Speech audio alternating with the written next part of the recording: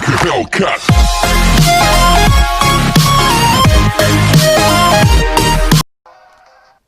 Niste mene očekivali, da. Nisam očekivali, pa da, snimam na nečemu drugom.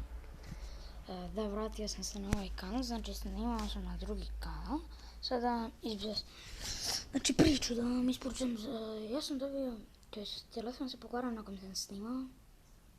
Pa nisam imao taj Gmail, pa sam pre 20 i nešto dana dobio tablet.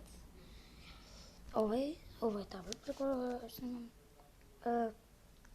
I onda smo se sad ulovili na taj account gdje snimam, na ovaj tu, Strahinja Milanović.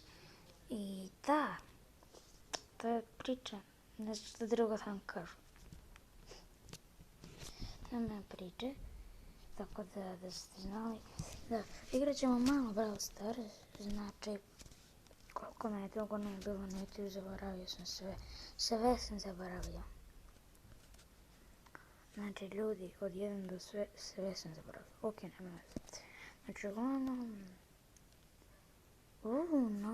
nice.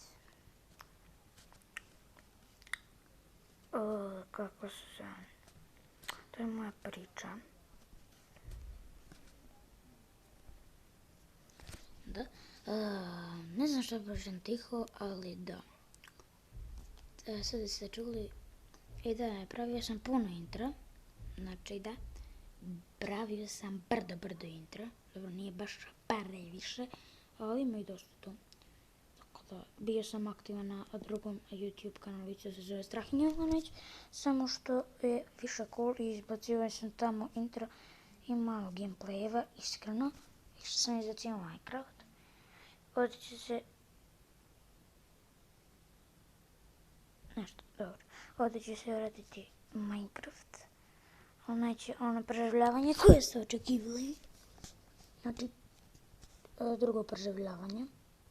Počet ćemo sa nekim drugim preživljavanjem. Ne znam nijakojim, ali da. Sve drugo. Samo da, evo.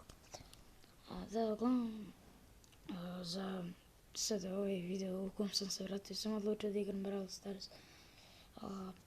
Kako bi vam se javio. Ne, nema veze, to nema veze. Uglavnom, to sam teo samo da mi ispričam što me nije bilo na YouTube kanalu. Znači, to je moja priča. Cela, ako ste me slušali, znate. Samo sam nešto sad htjela, nema veze. Nego, i da. Followujte me na Instagramu @Strahinja_Milanović, što ste vidjeli već u intru. Tako da nema ja toliko puno ništa da vam pričam.